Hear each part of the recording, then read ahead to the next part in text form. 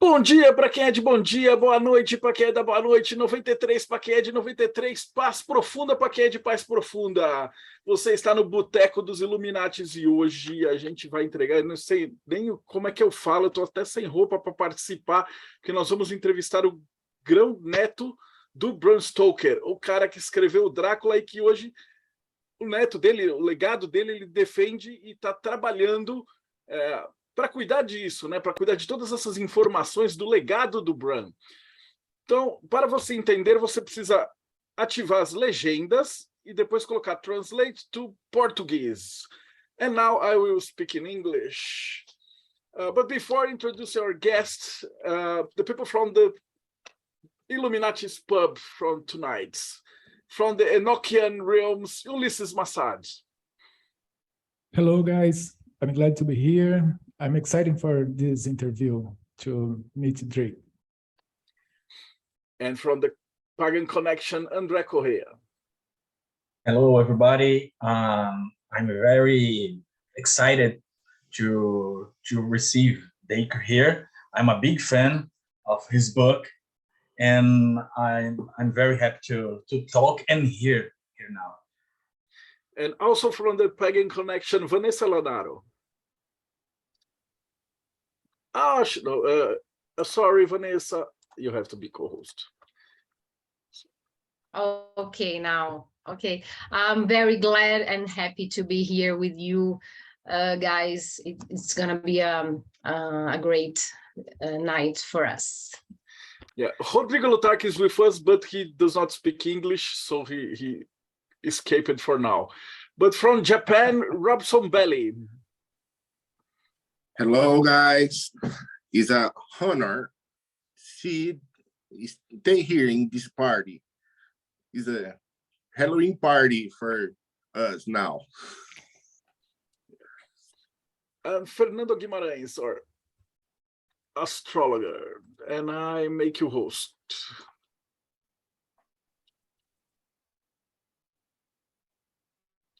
Thank you very much for inviting me. Good evening, everyone. And it's an honor. I thank you, Mr. Stoker, to be here with us. And also for those who made the contact, thank you very much. And I'm Fernando from São Paulo. And I think that's it. Thank you. Oh, Barbara will be joining us too. And last but not least, Lord Ja from the Red Vamp, or personal Brazilian vampire. Yeah, hello, and good evening, my noble friends. It's great to meet you again, my noble friend, Dr. Stoker. It's great to have this time with all you here in Mayhem. And our guest, Dr. Stoker. He was born in Montreal, Canada, was a physical education and science teacher for 22 years in Canada and the United States. He's the great-grandnephew of Bram Stoker, author of the book Dracula. Dacre is also co-author of the Dracula Undead from 2009 and Dracula 2018, and he is also co-editor of the Lost Journal of Bram Stoker, the Dublin Tier, and together with his wife, he runs the Bram Stoker Estate. Welcome to our show, Dacre. Thank you all in this Project Mayhem for having me here. This is a wonderful way to spend an evening as the season here in North America is cooling down as we're getting closer to Halloween. And as we know what happens there, the veil between the mortal world and the immortal world becomes very thin and the spirits connect with their relatives. And this is what I like to do, talk about Bram Stoker with all those interested people from around the world. So thank you for having me. I look forward to a wonderful discussion tonight. Well, the first question that we always ask our guests is that, how did you get here? Because we, as you know, we interview mostly authors and people from the occult side and people from religious groups and things like that. So when they escaped from the normal world and came to the magic world, but you have the Stoker as your last name. How was it? Did you have a famous childhood? How was your life? How did you get into becoming the guy who is responsible for protecting the legacy of Bram Stoker? Well, I'm sorry if I disappoint you. Many people think I live in some old castle with cobwebs and spiders ever since I was a little child, but that's not true. It was really very sort of normal. But to put it in perspective, Bram Stoker was one of 7 children, born and raised in Ireland. And of those 7 children, Bram had 1 son. One of the other brothers had a daughter, and then that family has died out. But then his youngest brother, my great-grandfather, had 2 children, 1 son and 1 daughter. The daughter never married, but the son traveled from Ireland over to Canada after World War I, looking to start a new life. And he did, and that's how my side of the family came. So it's strange when you think of 7 children, but only 2 now have active lines still alive. And Bram's line, his great-grandsons are still alive, 2 of them in their 80s, but they are not so interested. You would think they would be interested in Dracula, but their life was as a chartered accountant, people that take care of taxes and all this other sort of boring money things. So the creative side, not so much, but they are very generous and they provide me with information that they had about Bram, either things that they were told by their Bram's son, their grandfather, or most importantly, boxes of letters, Bram's journal that I published in 2012. So my interest to all of this, how did I get here today as a best-selling author and the man, along with my wife, who helped lead the Bram Stoker estate, really started when I was in university. Before that, it was sports and girls, and then after that in university, it was like, who is this man? First of all, my great-grandfather, who was a very famous doctor, incidentally. But as I learned more about him, I saw letters that we had between George Stoker and his brother Thornley and his brother Bram, the two important brothers who were involved in writing Dracula. So this started a lot of research. And I'm not sure if it was ever published in Brazil, but a book by 2 Boston College professors, McNally and Forescu, In Search of Dracula. If anybody in this panel have heard that, yeah, it was very early education about Vlad Dracula, about Bram Stoker's notes in the Rosenbach Museum. That's the first book that I read. And as a result of that, I became sort of the expert in the family, just purely out of interest, and to write a paper at university. And then that part of my life settled down a little bit. I was too busy trying to be an Olympic athlete, then a coach. But then not till 2003 did I get a phone call from a man who was looking for some help writing a book about Dracula. And it turned out to be this one here. That's the English cover, Dracula the Undead, the first book that I wrote in 2009. It was a continuation, a sequel of Dracula. And with that, my job was to introduce Bram Stoker as a character. And that caused me to do now even more research and really become the expert on what was Bram like as a person, how would he say things, how would he react to things, what was his internal system. And that caused me to travel to Ireland, go to Philadelphia to look at the notes, starting to broaden my horizon and meet a lot of people like you guys that are interested in the field of vampirism, who have read many other books, going to conferences, going on panels. And that was a very fast process in about 1 year to get my background to the point where I could actually contribute to writing a book with somebody. And of course, as we say, the rest is history. This book gets published within 5 years and it becomes an international bestseller, Dracula the Undead. And I'm very happy that it has been successful. It again continues Bram's story by using his notes and using thoughts and characters that he was going to use.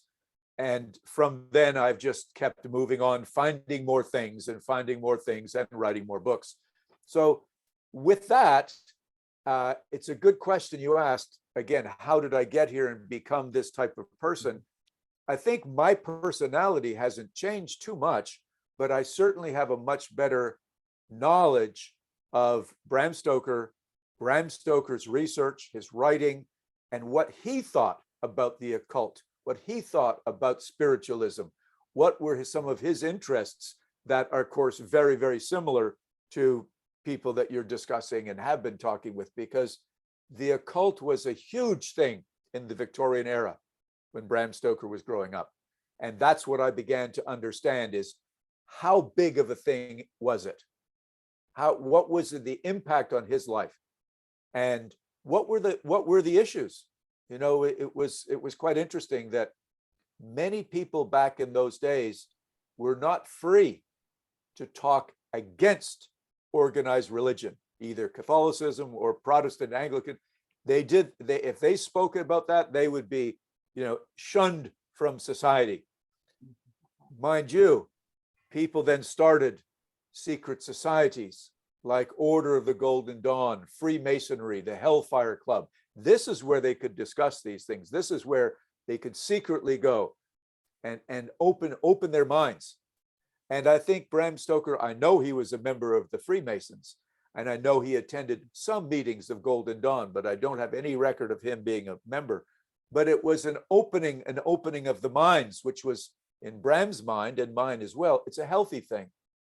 It's healthy for people to question and to look at things and wonder, especially when, if you look at history during the 1800s in England, the scientific process was just becoming popular.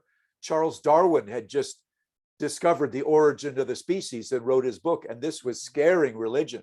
So it was a time of great turbulence, but Bram Stoker quietly wrote his notes, did a lot of research, wrote letters to some of these people, and his way of dealing with this was, as I say, sliding it into the book, not standing on a box yelling and screaming about something.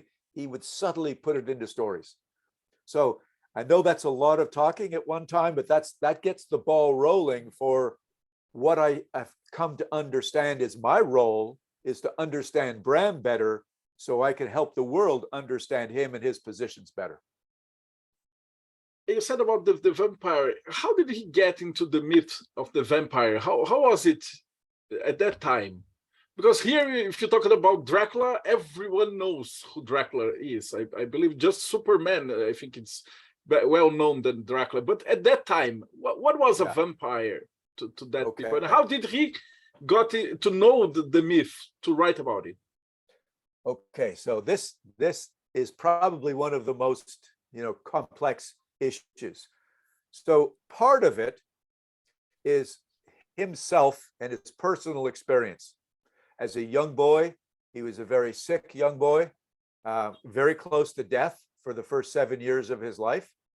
His mother told him horrifying stories, which was not as a penalty or a cautionary tale. It was to keep him entertained as a young boy. And as we were talking about different folklore in different countries, Ireland has some pretty horrific versions of their own vampires and creatures of the night that would take the life from the living if you didn't behave well. So Bram had some firsthand experience from his mother as a young, impressionable child, very ill himself, I think, wondering what would happen to him if he was actually buried prematurely, like the people in her story that she told him of the cholera epidemic, where she witnessed people being buried before they're dead and crawling out of the grave to come out of the dirt to try to survive. So that makes him very impressionable. But that's one little piece of this. I've got about 3 pieces here. The second piece is you have to realize that he didn't invent vampires in literature. This was John Polidori, who wrote the first book in English literature called The Vampire. And then later we have J. Malcolm Rymer, who wrote Varney the Vampire. And then we have fellow Irishman Joseph Sheridan Le Fanu, who writes Carmilla. So Bram's story really was the 4th in the line of Gothic stories of vampires. So he had some ideas of how people would think about these books, and they were quite popular. As a matter of fact, Polidori's The Vampire was turned into a stage play in France, in England, and Bram, who was very fond of the theater, would have known about this. It's nowhere in his notes, but he would have known this. So again, that's the second part, is personal experience. The story is out there already about vampires on stage and in books. But then we also have a very good understanding of the research now that Bram has done. He wanted to get things absolutely accurate. So the London Library, when he was a theater manager living in London, he went to this library, and they have discovered the 26 books that Bram Stoker listed at the end of his notes for Dracula. And let me tell you guys, it is incredible. There is a book by a medical doctor about mesmerism. So here's not some crazy man. This is a medical doctor who writes about mesmerism. So we now know that that was a expanding science at the time. People were beginning to believe that Joseph Mesmer and Charcot were beginning, maybe they had some right ideas. So this book also had chapters about vampirism, true ghosts, trance walk, somnambulism. This is how he gets the ideas of Lucy having a demonic possession of Count Dracula, the devil, and sends her on her walk. We have nightmares in the stories of Dracula, which is also a sign of demonic possession.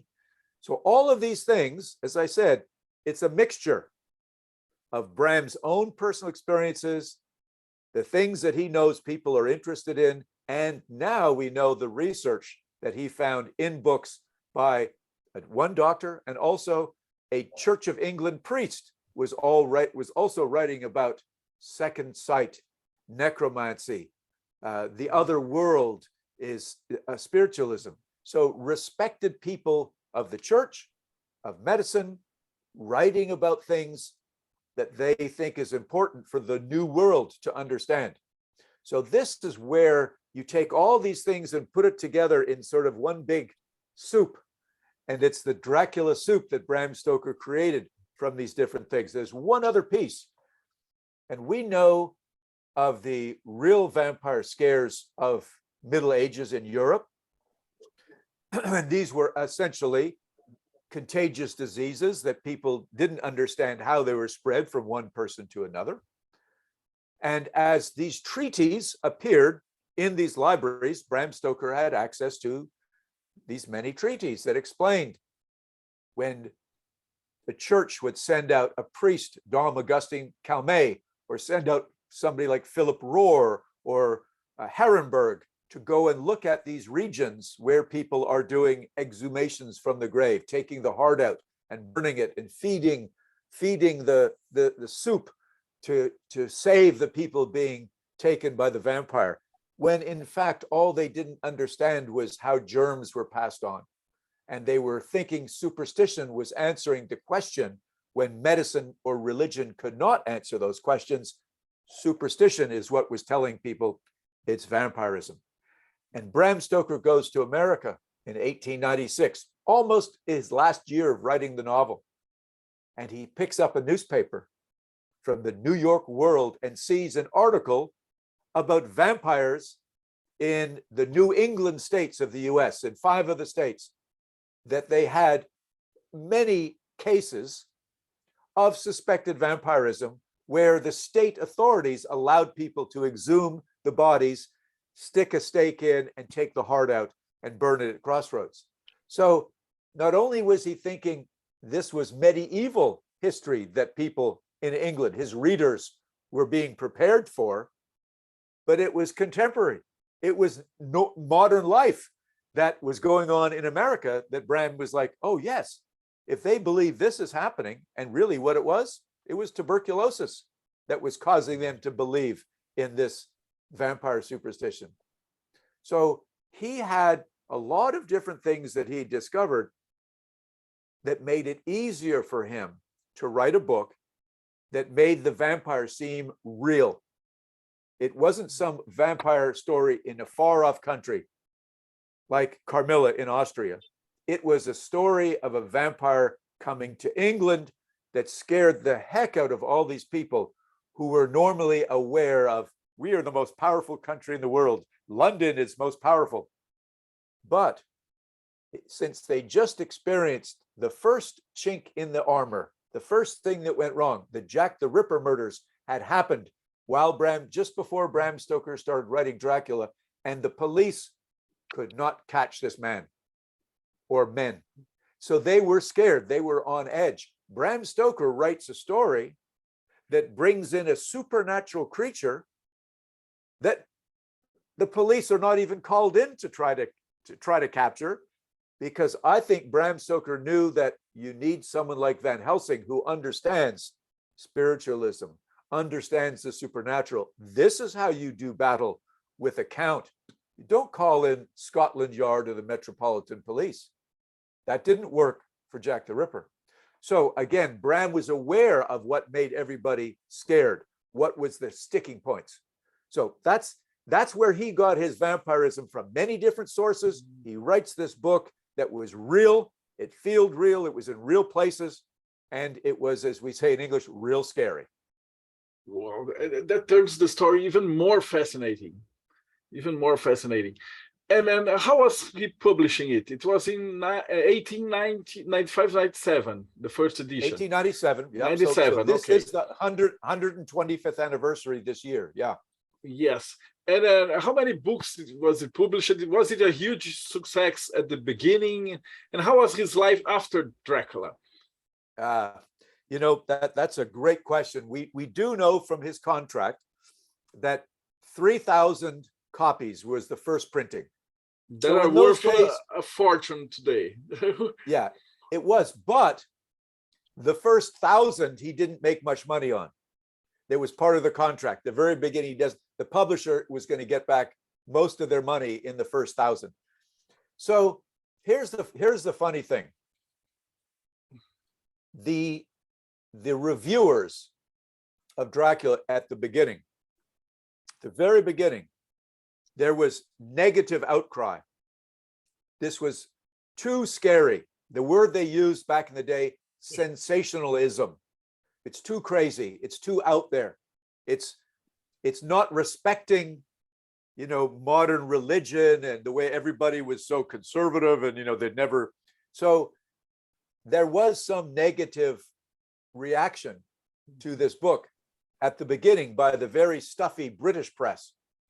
The Americans loved it. They were much more freer. Their reviews were, oh, what a wonderful story.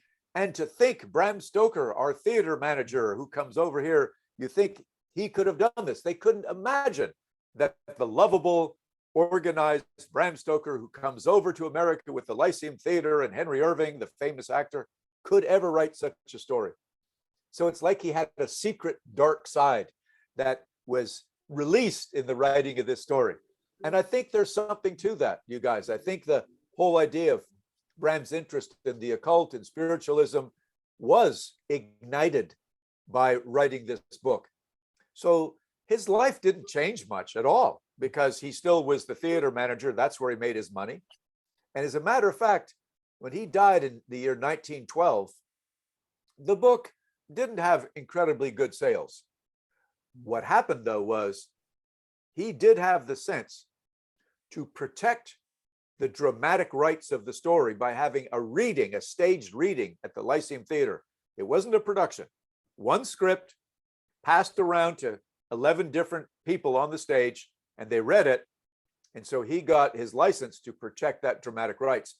He died, and then his wife was able to, 12 years later, convince Hamilton Dean and John Balderston to help her turn this into a play. And she made some money that way. And when Raymond Huntley, who was the first Dracula, Edmund Burke, and then Bela Lugosi, that's when the story really got popular. And it went to England, it went to America, and the book started selling like crazy. Because just like anything else, if there's something visual, people want to go back to the book. And then, of course, in 1931, when Universal Films purchases the movie rights from Stoker and Dean and Balderston, from the playwrights, the sales really go up, and Bela Lugosi is, made like he's a hero because he's done such a wonderful job on stage, now on screen. So that's sort of what happened in Bram's life. And shortly after he died, his wife made good money, and she didn't have any problems living after all that, because that was very, very lucrative for her after all that. You mentioned that he was a Freemason, and he talked to the people from the Golden Dawn. What information do you have about he and these orders? Because here we have interviewed several Freemasons. I am a Freemason, Ulysses, André, and we do love to interview people from.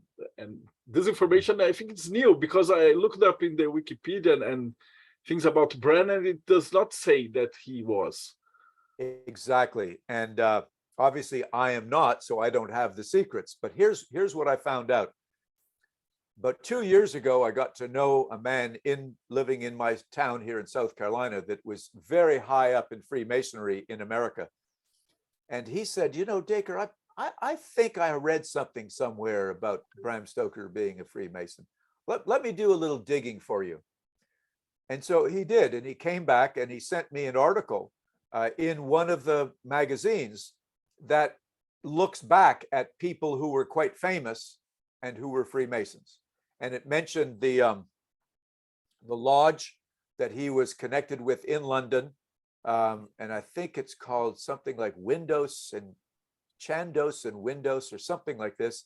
It's not active, it's finished to this day, but it did say that he wasn't a particularly active member because he was so busy at the Lyceum Theater. I mean, this was all-consuming job for 27 years. And so there's very little written about what he really did behind the closed doors. But I do have this friend who I'm writing with, and we've done some comics, we're doing RPG games, and he is a Freemason. And he said, Dacre, don't be so quick. He said, when you start looking at Dracula, he said, there are some terms and phrases in this book that I will tell you right now are homage to Freemasonry. The way that the Count welcomed Jonathan Harker into the castle has that same sort of feeling.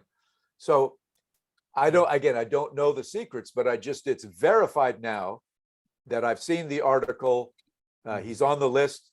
We just don't know what he did too much. But I feel good that he found a place, even if it was not such a big part of his life, that he could go and explore these things about life and brotherhood and how people have faith in one another and so on, that really, I think, rounded him out as a person while his life was so busy on the stage, which is like it's not a real life, as you guys know, television and movies and the stage, it's not real. You're acting, you're being something else.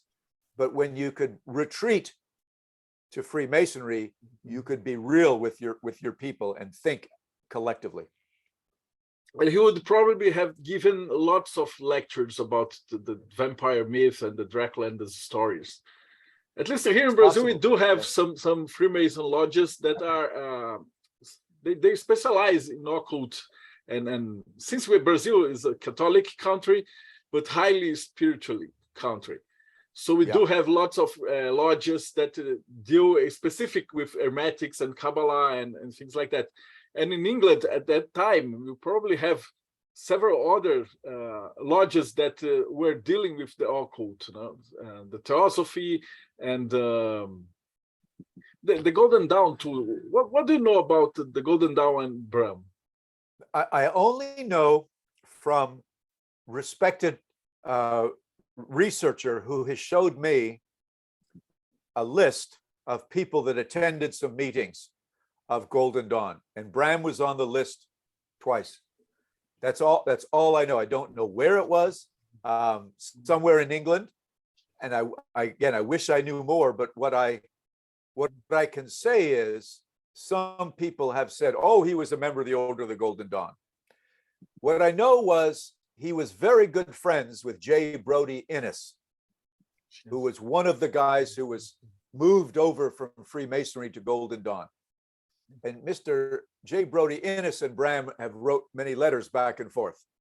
Nothing, I've read the letters. There's not like, oh, you should come to the next meeting. Oh, you need to become a member. But it was more of their interest in diablerie, in the devil, in its sort of its hold, its interest over people. And J. Brodie Innes actually wrote a book called The Devil's Mistress. And he dedicated the book to Bram Stoker.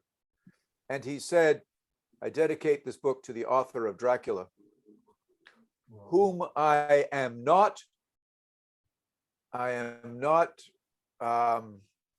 allowed. It was something like this, who he couldn't tell why. He said he couldn't tell why he's dedicating the book. In other words, it was a secret reference in the front of the book.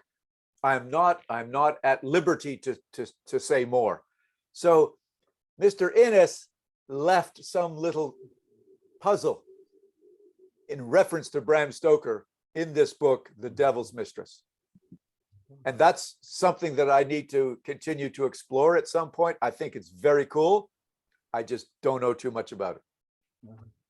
Fernando? I would like to ask a question to Mr. Stoker, please. Is there any connection of the name, the word and name Dracula, or is a translation of dragon, or more specific, the Order of the Dragon? Yes. So this is what I know, having now traveled to Transylvania 12 times, some of those on recreation, some of them on very serious research, and meeting scholars and interested people like yourselves. The language in Wallachia, Transylvania, was changing a lot as the borders were between Hungary, Germany, Romania. So that's why to this day we have this name Dracula, that means Order of the Dragon or Devil. They're interchangeable because of these languages. Where Bram Stoker found that was in two books.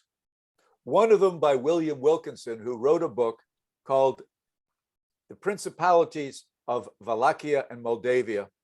And in it, it said the name Dracula means devil. It didn't say dragon because obviously Mr. Wilkinson didn't know the second part. Then the other book was by a lawyer, James Samuelson from London, called Transylvania, Its Products and Its People. That mentioned Vlad Dracula the Impaler, Vlad Dracula III, and he said he was a horrendous warrior, bloodthirsty, all these terrible things he did. Didn't mention dragon, but mentioned he was known as the devil.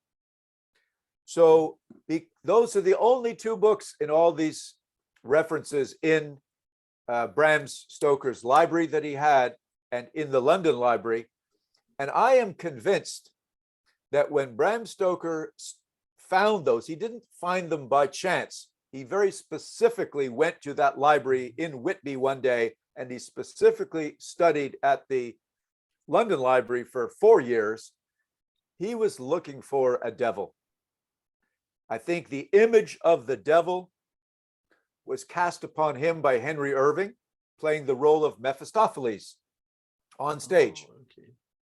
And I have seen posters of the playbills of Mephistopheles in Lyceum Theater, and it's perfect.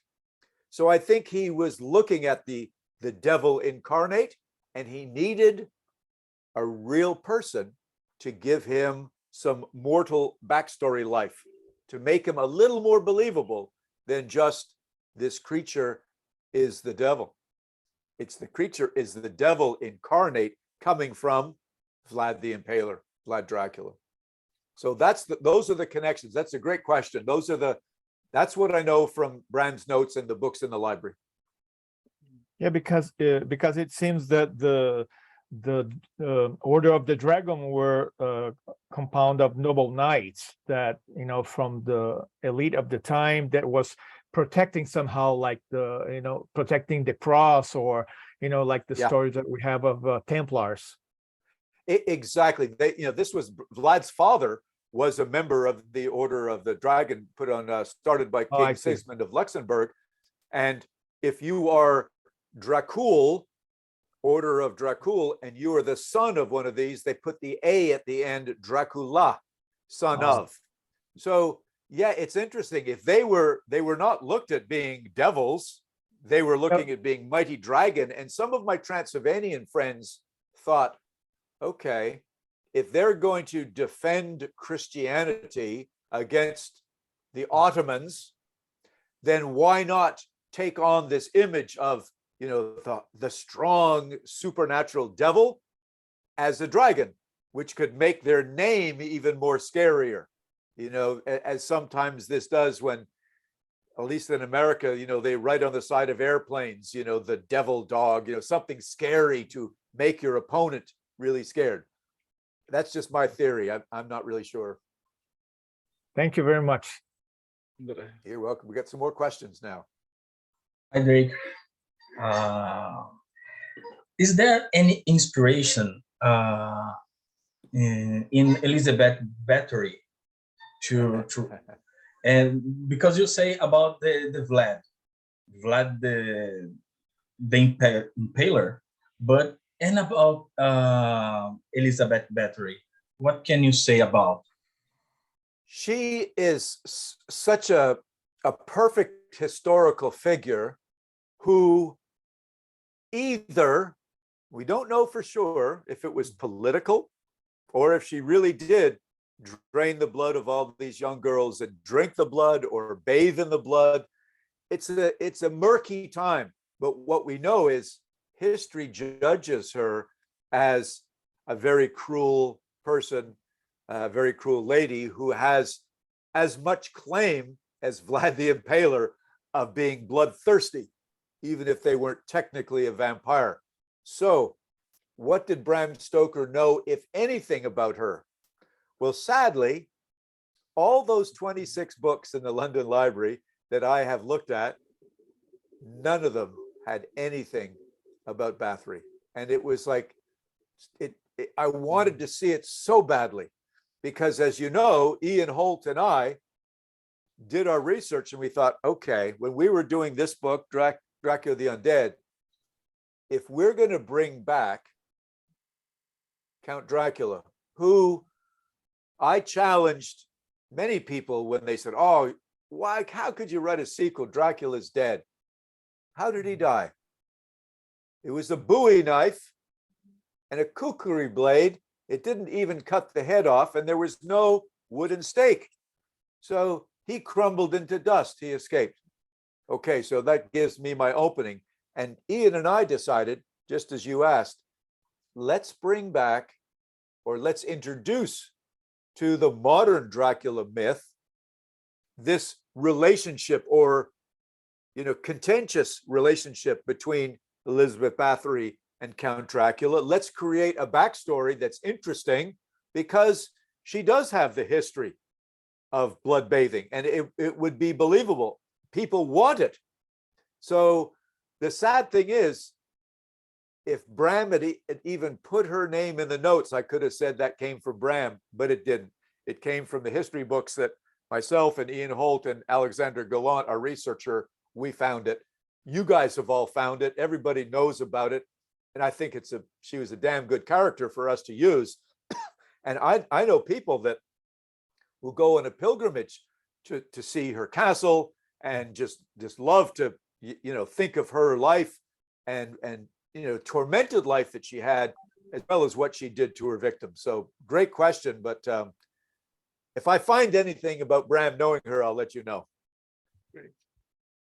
Lord? Thank you.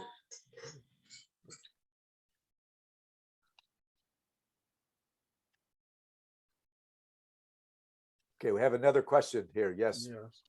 my noble lord. Yeah, my noble friend. It's great to hear you speaking about Bram Stoker, about Dracula and Vlad. It's always a great time. And my friend, I have a question. So, a great writer called Mary Shelley wrote the Frankenstein, the modern Prometheus. And after our talks in the last years, I read again Dracula. And then when I was reading Dracula again, something occurred to my mind. Ah, Dracula, the modern Morpheus, maybe. I know that Bram Stoker was fascinated by um, sleep paralysis, lucid dreams, and yes, have a great charge of ideas about dreams, about nightmares. And may you talk for us about this part of creative process of Bram Stoker? it's good. It's a really good question. Partly, well, how we don't know how much. We do know that Bram's older brother, Sir William Thornley Stoker, was a doctor. And this doctor was very famous. He was the head of the Royal College of Surgeons of Ireland. He was very interested in the mental aspects of health, as well as the physical aspects of health. And in fact, he worked in two different hospitals.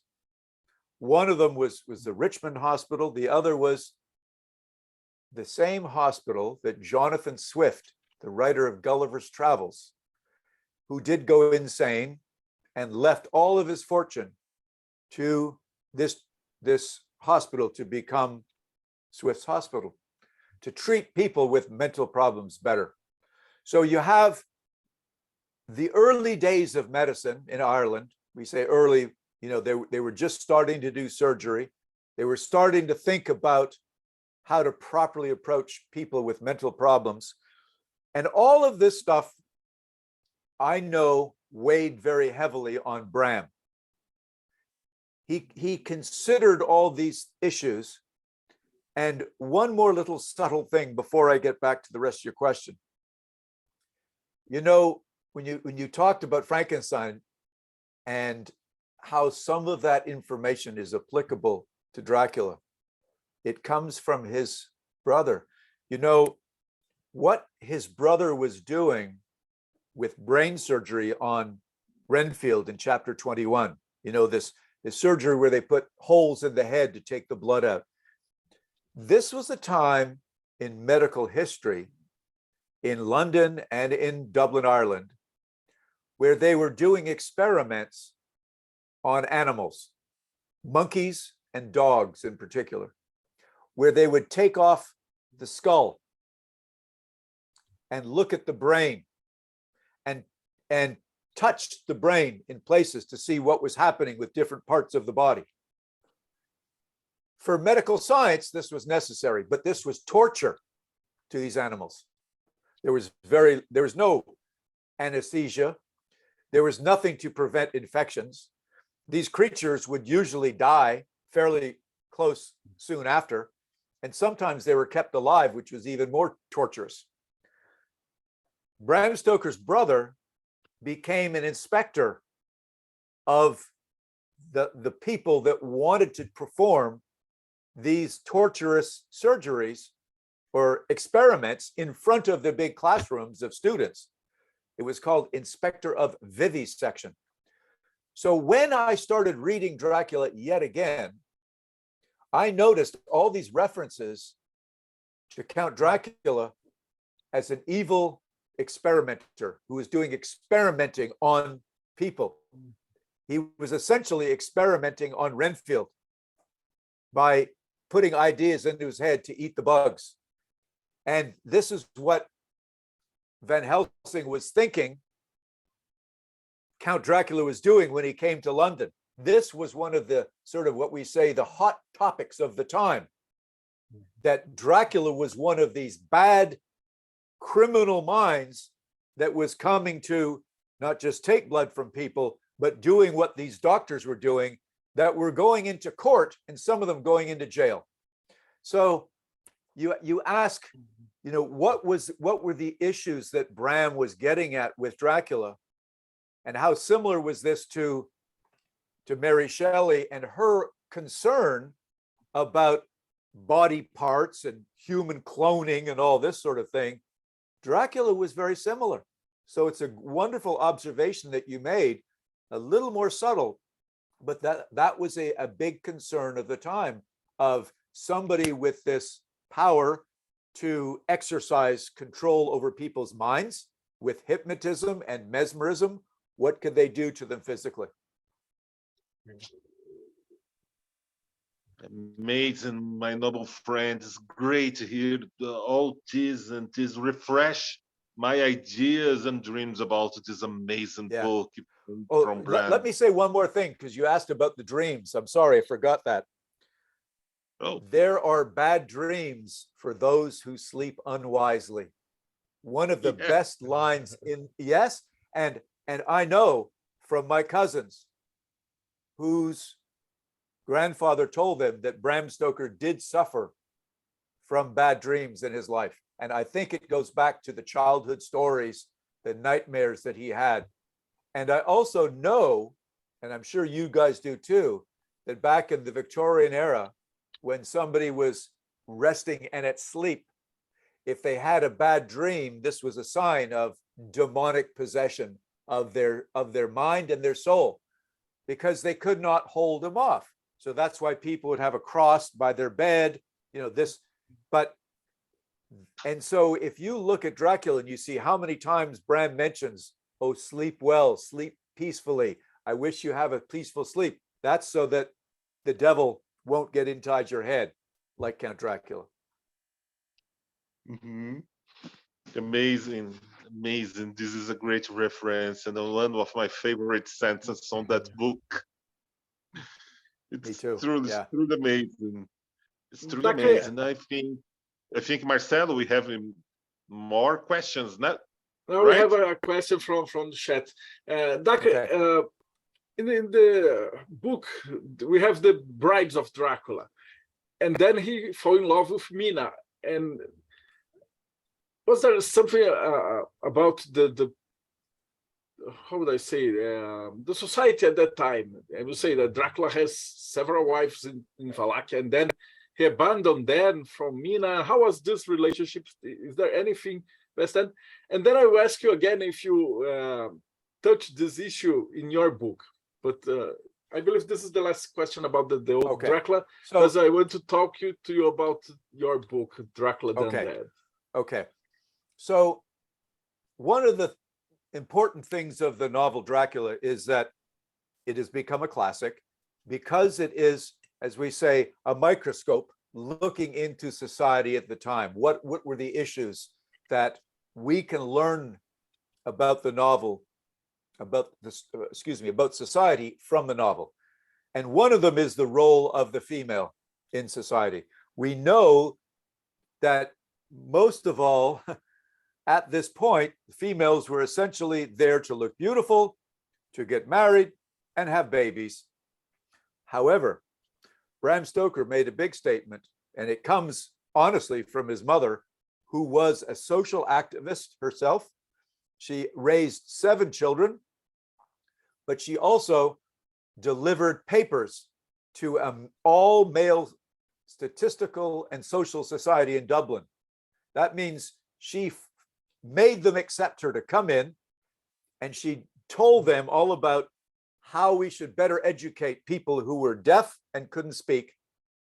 She also delivered a paper on how we should judge if somebody was criminally insane. Most of the time, people that had mental problems, they had no day in court, just thrown into prison. And it was horrifying. No treatment, in prison. Later, asylums were starting to be built to try to take care of these people. So this was Bram's glimpse, and his mother was the modern woman who we see in Mina. We see Mina being smart. She is respected by the other men. She was the only lady at the time that could use a typewriter. She was the lady that took all the notes from Dr. Seward and Van Helsing, in triplicate, because of this new type of copying paper, would write down all the notes from everybody else and distribute them so that all the men could look good. And they could read the notes and go, oh, yes, we now understand what's happening. There's a vampire here. Up until that point, until Mina is the organizer, that they are running around not knowing what to do. The other thing, and I have to pay homage to my author friend, Robert 18 Basang, he said, there's one other amazing thing about Mina. She shows great mercy, which is very godlike, on Count Dracula, on the devil, at the end of the story when they're going to go and kill him. She says, be merciful, be gentle. Now, you have to realize it's not because she loved this guy. That's only in the 92 Coppola movie and some of the other books that there was a love story between Mina and Count Dracula. She showed mercy to Count Dracula in Bram Stoker's novel. That's why she respected him. It was only in other stories that there was a love story going on. And that brings into your other part of the question. Where do we find these other brides? These ladies, these three brides of Dracula, or are they the sisters? Who are they? We really don't know what their role is. That's ambiguous. We also know that there's a potential fourth other bride that was involved in the story Dracula's Guest, which was once part of the novel Dracula or the typescript Dracula. So there was potentially 4 women in his life that he obviously exchanged blood with from time to time, but he had to keep care of them in his castle. And they're the ones obviously that got to take some of the blood from Jonathan Harker. Mm-hmm. So all I can say about Bram making a statement is he identifies the modern woman, the hardworking Mina, who gets married after she has one suitor, a lawyer. But he makes a bit of a statement about Lucy, doesn't he? Who's had in one day, I've had 3 different lovers or 3 different suitors that want to marry me. Oh, what a difficult problem that is. So I think he's kind of poking fun at, if that's the biggest problem you've got, lady, in your life, you're going to be the first to die in my story, because I don't think he values that very highly. You know, Lucy is, yeah, she's a poor little rich girl that her biggest problem is, who am I going to marry? So that's my answer. I think Bram was a feminist and he was making a statement, and I think it was a good statement for the time. That's great. And now I would like to talk about Dracula, the undead, because that's a heavy burden. Because not only you're a descendant of Bram, and you're writing about Dracula. This is like, I don't know, like the grandson of the guy who created Superman has to write a story about Superman, and it's official. And then you have all the eyes of the world into you and your work. How was that? How was the process to write a continuation of one of the most famous stories in our literature? Well, I realized maybe a little bit too late. The book was published. You know, it took us 5 years to write this because both of us had other jobs. And so we could do a little bit here, stop and go, stop and go. I didn't quite understand during that 5 years of research and writing the reaction from people in the world for me as a family member to have the courage or the nerve to continue a story that means so much to them. So it was shocking, really, when I started looking at not the previews, the professional previews and reviews were very good, but the general fan started looking at this and going, oh, how can you change this? How can you bring back Dracula? What is your rationale for this? Why is Dr. Seward become a morphine addict? This is crazy. He never would have done that if Bram wrote it. So there was obvious reasons why Ian Holt and I decided we're going to look at this story and say, okay, 25 years after Bram Stories ends, what is reasonable for these people to be doing? Don't you think they would be very upset that, number one, they had to kill Lucy? Number two, their friend Morris died. Number three, these three men who were all wanting to marry Lucy, now they don't have anyone. Number four, John Seward, who, like many doctors, starts using morphine when they shouldn't. And then Jonathan Harker, after his young wife, had a blood exchange with Count Dracula. What is she going to be like? Bram never really established rules in Dracula about how much blood goes in, how much blood comes out before you begin to begin a partial change into a vampire yourself. So all of those questions, Ian, Holt, and I decided we need to resolve them somehow. Some people won't like it. Some people will like it. When we wrote the story the way we did, it gave me pleasure, but I was scared that the child that was born at the end of Dracula is now a young man of 25 years old. Any child at that age is going to look back and go, what happened? You find out secrets of your parents that you don't always want public, and he wanted to know. So that's the story part. The reaction part, when our agent took this to the big publishers, we realized that my name and the reputation of the family got us into the meeting. So we say in English, it opened the door. But if they didn't like it, that door is going to close very quickly, because just as you said, there's high expectations from a family member. And if you're a Stoker and you don't write and research well, close to even what Bram Stoker did, which was a classic, that's a lot of responsibility. So we went over this book many times to clean it up and to fix it and change little things here and there. But at the same time, we wanted to keep it not so heavy. We wanted to make it easy to read, because back in Bram's day, people were expected different things from books than they do from this day. Nowadays, people whose intelligence level, I think, is a little bit lower, or they like to read books that aren't difficult to read. You can just read them easily. So we did get some negative reviews at the beginning. And I'm happy to say, though, which I think is ironic, after the first 2 or 3 years, people took a second read at Dracula the Undead. And I think what bothered people was the fact that our publisher called it a sequel. If you call a book a sequel to a classic, then you better not change anything. And right off the bat, we didn't write the story in the epistolary style because we just weren't good enough writers. So that was the first change. And then what we both thought was, we've got to put Bram Stoker in the story to make it interesting. And I know some fellow authors said, how could he call it a sequel if the original author is in the story? That's ridiculous.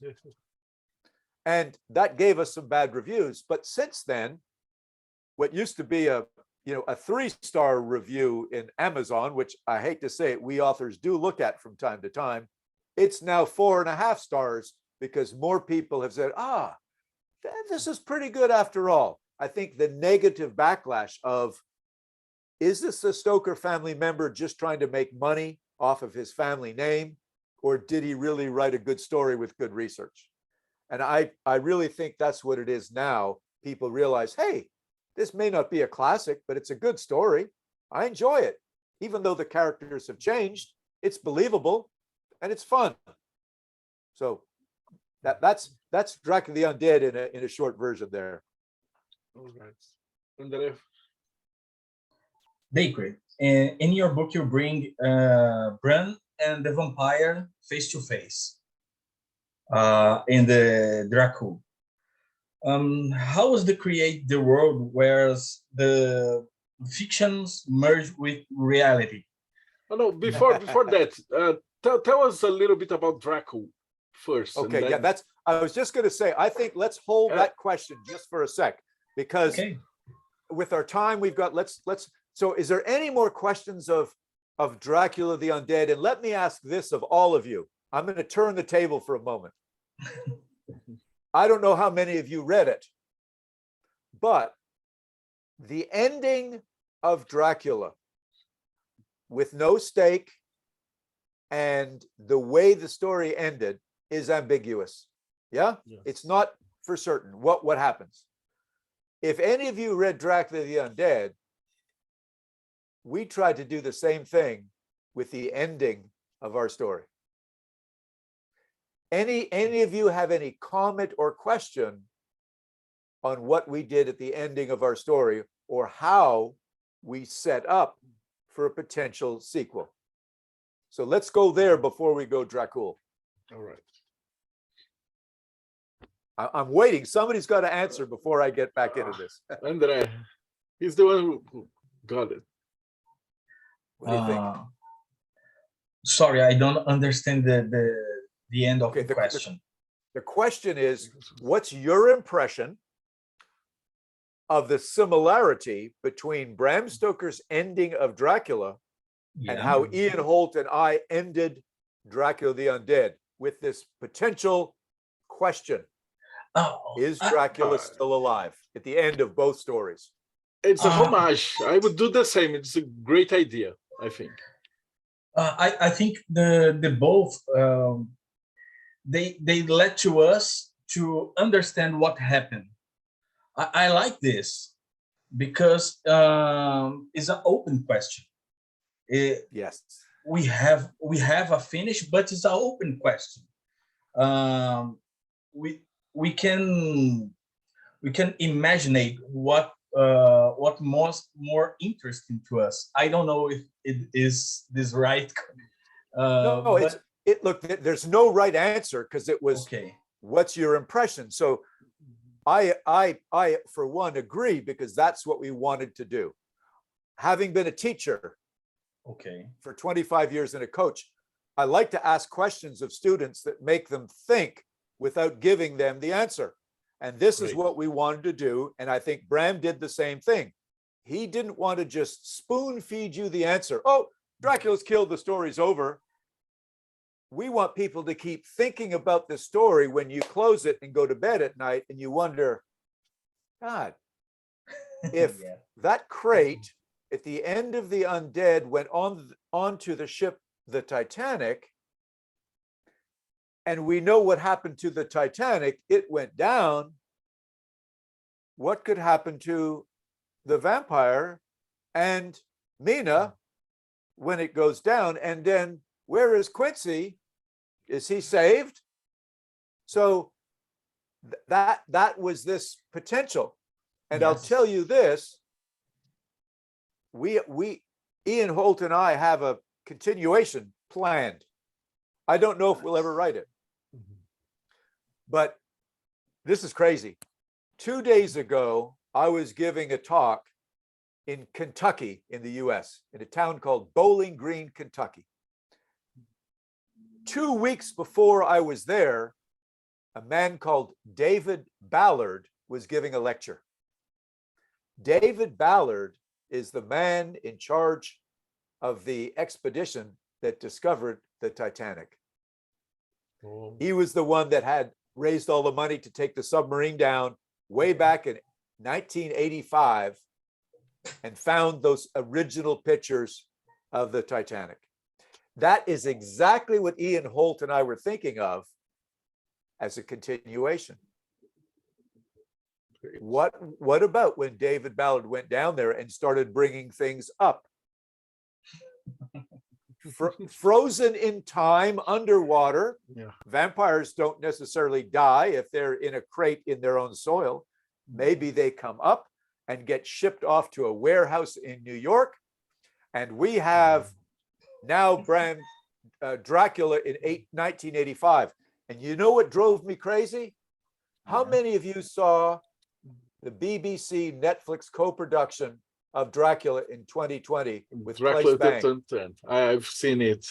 I don't believe Dracula would survive the 20th century. Things are too much crazy now. It's crazy, but he did the same thing with the time jump from the shipwreck in Whitby under the ocean, and he comes back. I thought, holy geez, he took my idea. I'm too late. But then maybe I said, oh, if Mark Gaddis and Stephen Moffat think that's a cool idea, that's an homage to my idea. So anyway, back to this. I'm glad, Andre, you like that. That was the whole idea. Keep people guessing. Don't give them all the answers. So, yeah. Marcelo? Yes. You showed us before we start recording a new book. So it's time. Tell us a little bit about this Dracula new book. Okay. So this is Dracula, annotated for the 125th anniversary. So what this is it's Bram's story, but I'm going to show you a couple of cool pages, because you see this, the dark. Okay, we call that in English grayscale. Here's another. Okay. So this is about 3 books in one. Everything that is in grayscale here, there's 30,000 words in grayscale in this book, because I had a first edition Dracula that my cousins lent me, that Bram Stoker had to do with pencil, all this, to cut out these 30,000 words to make the first abridged edition of Dracula in 1901. So abridged means you've got to cut out some complicated things, maybe some sexual things, make it an easier read to sell as a cheap paperback in 1901. And many people haven't been able to get this book because they're long gone. They were inexpensive books that just disappeared. So what we did was, since I had the book that had all of Bram's writing crossing out, we went through a regular Dracula and did this. So you have both the real edition and you can see what he cut out. We also, the guy that I wrote this with, Robert Bessang, we're one of 6 people who have been able to look at the Dracula typescript. The Dracula typescript is owned by the Paul Allen estate. And what we did was anything that was crossed out of the Dracula typescript, we put back in. So as Bram Stoker gave all these pages to his publisher, they sat down and said, oh, no, that's got to come out. Cross it out. There was many, many things crossed out. We've put them back in and we underlined them. So you can see all the original thoughts that Bram was thinking about while he was writing the story. So for instance, look at this page. Right. You see a couple things that have an underline. Okay, right up here. So those things crossed out, you can see, we don't know if his editor or his self crossed them out, but they're back in. We also put in all the little notes that him or his brother wrote in the margins of the typescript. Like, for instance, his brother made comments correcting Bram when somebody was getting a blood transfusion. He said, no, this person must be lying down, not sitting up during this. Or when the type of knives that they were using for, remember they were cutting Lucy's head off? Bram started using the wrong type of knife. His brother, the doctor, said, no, you must use this type of knife. So very, very interesting things. The last thing we did, which is, I think, the best part of it all, is we've reconstructed the missing 3 chapters from the book. The original typescript started on page 102. And between Robert Bessang and myself, we have figured out that the very first chapter of Dracula was not Dracula's guest. That's chapter 2. It's a series of letters between all the characters. So one of the biggest complaints that people have about Dracula is that Bram Stoker wrote a story with Lucy as a friend of Mina's as a child, and Seward and Morris and Holmwood used to do things together, and we don't really know what they were doing. Bram had planned to have many letters back and forth between these people, building the relationship. So when we start reading chapter 3 and 4 and 5, all the way to 27, we understand where all those relationships started. This is exactly the same thing that Bram Stoker did as a theater manager. He would write hundreds of letters to people getting ready to put on a play, people to set design, actors, costumes, all this. The second chapter is Dracula's Guest. And it's, if you've never read it, it's a wonderful short story. You can get all of these things, not this book, but you can get all of Bram's stories for free at bramstoker.org. And you can read in English Dracula's Guest there. The third chapter that we recreated from Bram Stoker's notes was two things happened that he referenced. The character that we know as Jonathan Harker that suffered in Dracula's Guest went to the Munich dead house, which is the mortuary, where they used to lay out the bodies for 3 days before they'd put them in the ground so nobody would be buried prematurely, with wonderful flowers to make the smell go away. In his notes, he mentioned that Jonathan Harker recognized somebody that looked like the Count on the bier, on the bed, the dead place in the Munich dead house. And then later on, he went to the opera in Munich. And the opera was all about this mythical ship called the Flying Dutchman, which has this story that the ship is cursed and it can never come back to port. This was a famous play called Vanderkerker. Okay. And when I saw this, I go, oh, this is Bram Stoker foreshadowing the Demeter. The Demeter. The Demeter, So it's, yes. Exactly. So this makes total sense. Now, unfortunately, nobody has found the actual manuscript of those first 3 chapters. It's just the listing of all the letters. We have found the proper story of Dracula's Guest that his wife had published, and just references in the notes to Night at the Opera and the Munich Dead House. But it all makes sense. It is building up the story for Jonathan Harker to get on the train to go from Vienna to Klausenburg and Bistritza. But he's got some, now he's got some concerns in his mind because weird things happen. This is the ultimate edition. Whoa. It is. It's everything that comes together, the origin. And that's kind of why, and I know we've got a couple of minutes left, that's the whole idea of Dracula, the origin story of Bram Stoker's life and what was involved in his life to have him write Dracula. Now, obviously, it's a fictional story, but what caught my attention the most is if a little boy is deathly ill and can't stand upright until he's 7 years old, how in the name of God does he become a champion athlete at 17 years old at Trinity College? I figured there's got to be some kind of supernatural intervention. Maybe that's the explanation, because your grandparents do not want to give interviews because they are 20-year-olds. Yeah, that could be it.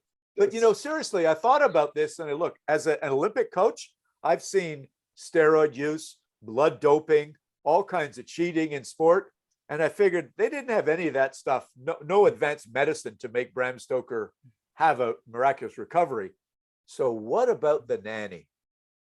When I found in the Trinity College archives that Ellen Crone really was their nanny, and she left in an envelope a big coil of her hair to Thornley Stoker. It's there today.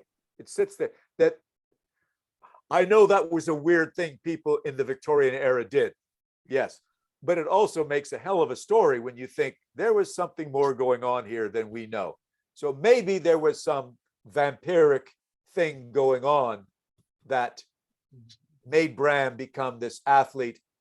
But as we always know, you have to pay the piper sometimes. If you're going to take the juice, you got to make the work. And so later on in his life, when the vampire comes knocking, okay, we've saved you, young man, but it's now time to pay back. That was the original idea that I presented J.D. Barker. And I said, look, J.D., I've got all these weird things in his life, in Thornley's life, that his wife really did go insane. And all these other things that let me present you an outline and you help me write the story. He just thought, this is too cool. We knew that we could make this story feel as real as Dracula, that Bram Stoker would be given a purpose to write Dracula as if it's a warning to the world that vampires are real and you better be careful. And this story has really helped me because J.D. Barker is a very good writer.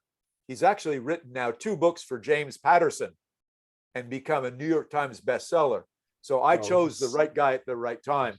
And, you know, my reputation as a Stoker family member has gone up because of that. And people recognize this is a really good story. I think that's helped them turn around and go back to Dracula the Undead and take another look at it. Yes, definitely. And can you tell us a little bit about the Bram Stoker estate? How can we find you? That's the question. Well, okay. First of all, we run a website, my wife and I, bramstokerestate.com. Okay. What we try to do is promote and protect Bram Stoker's intellectual property. He's already, the rights to Dracula, it's all public domain. So we have nothing to do with that.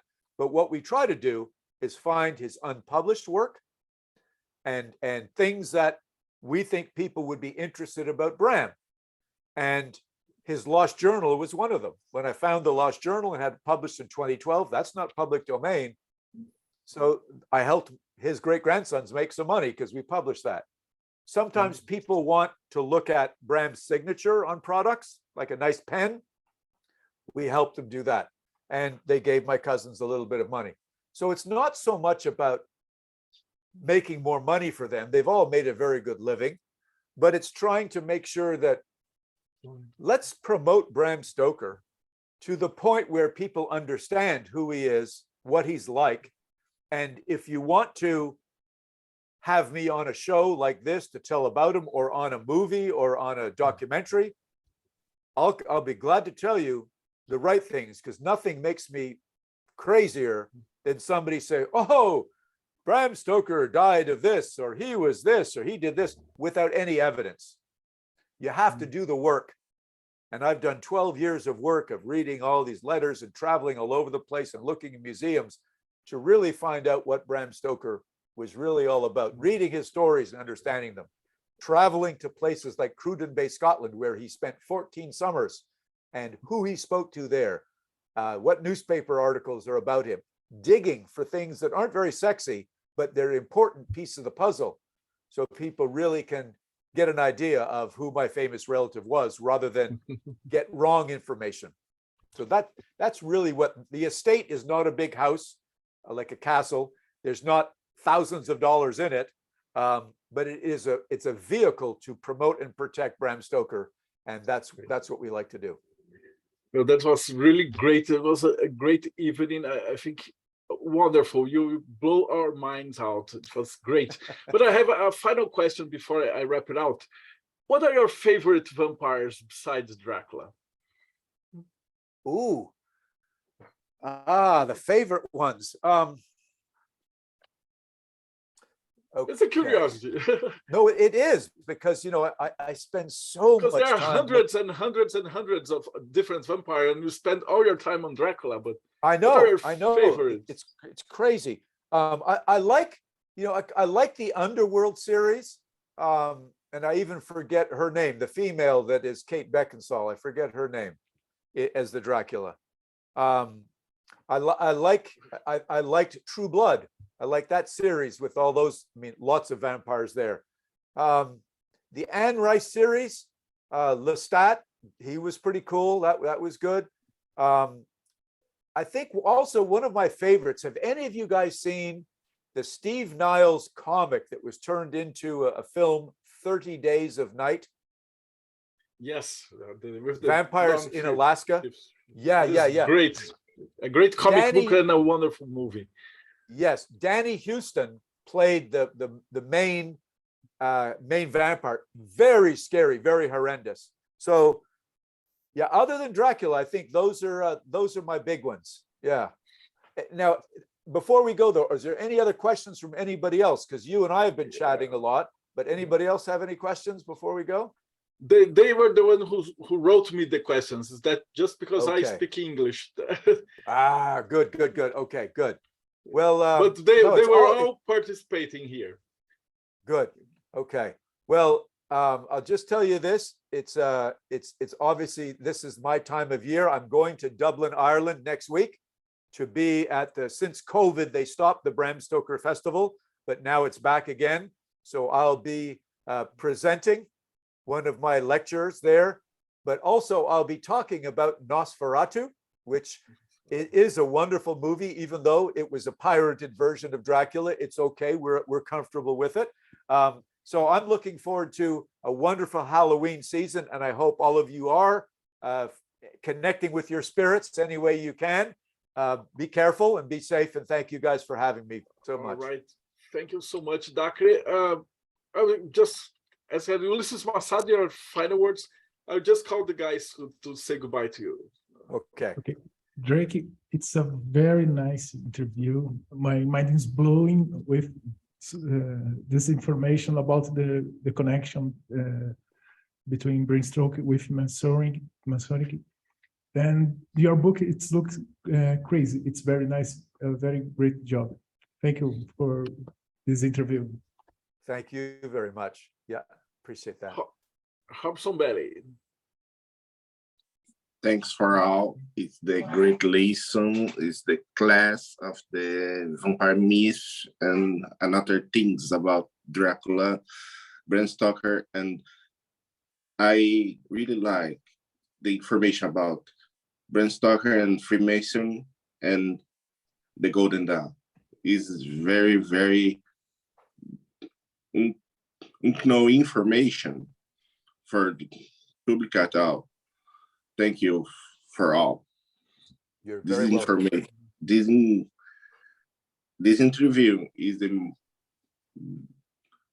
most important for us because all of us read Dracula. All of us see the movies and see this work is awesome. Thank you for all. Thank you for today. Is the great. I do you book today. Dracula. Okay. In Portuguese. I don't know have your books in Portuguese. Now I book for book the poster in few days. Come to Japan. Your book in Portuguese. Okay. Good. Robson, it was published in Portuguese. Yeah. His books. Yeah, great. You know what publisher house that? Planeta. I'll get this information. The second one is Planeta.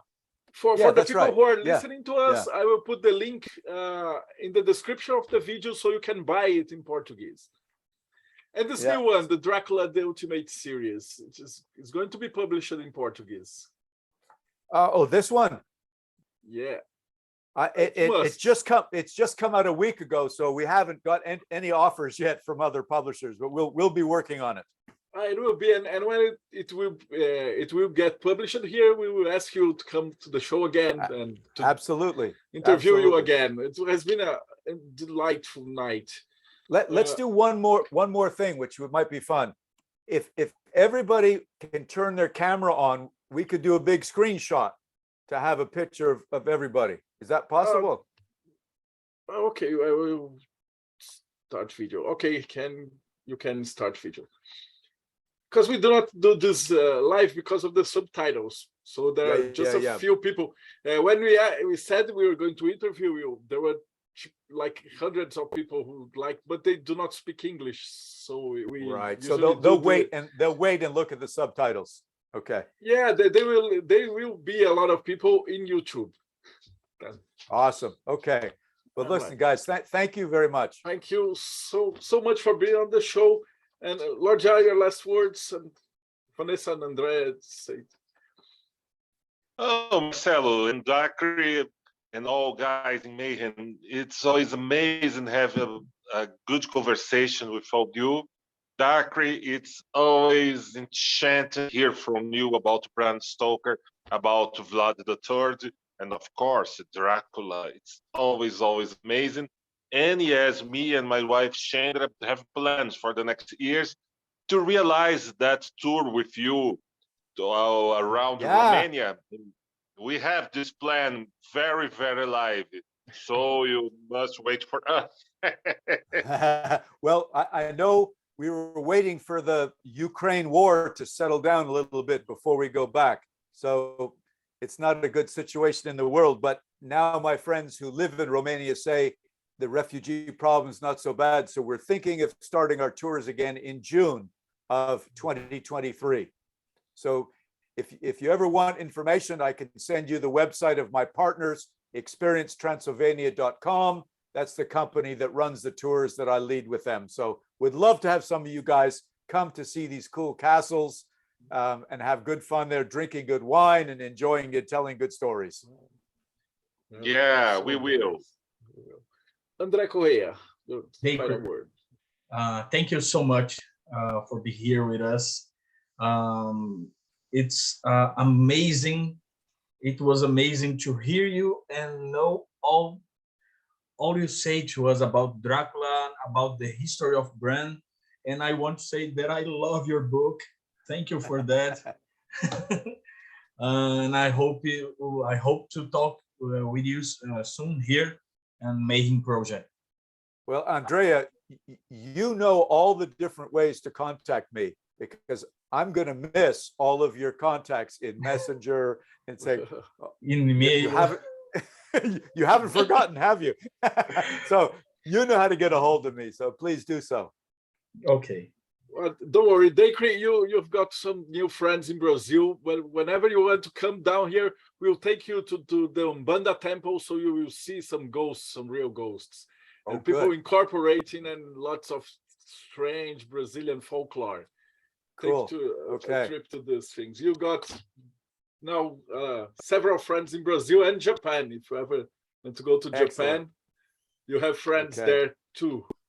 Well, until we all meet again in the flesh, let's just say in the flesh. All right. And thank you to join us in your show. And don't forget to join the channel, press the button. So YouTube is always kicking us because we do interviews that are the niche of the niche of the niche. And we do not follow the algorithm. So we have to ask people to find us. So this is the 380th interview. So 380 authors. That's from cool. The occult world and things like that. We even interviewed the people from the Ordo Saturni, that the guy from the Nosferatu, he was one of the issues or the protecting spirits of this secret society. Oh, cool. And we interviewed these guys. So nice. We interviewed Lord Dar and several other people. But your interview was great. We'd love to talk to people whose eyes shine when they talk about the people, the things that they love. And it was truly here. Ok. E para quem assistiu a gente, então, não esquece, segue o canal e a gente se vê aí no próximo Bate-Papo Mayhem.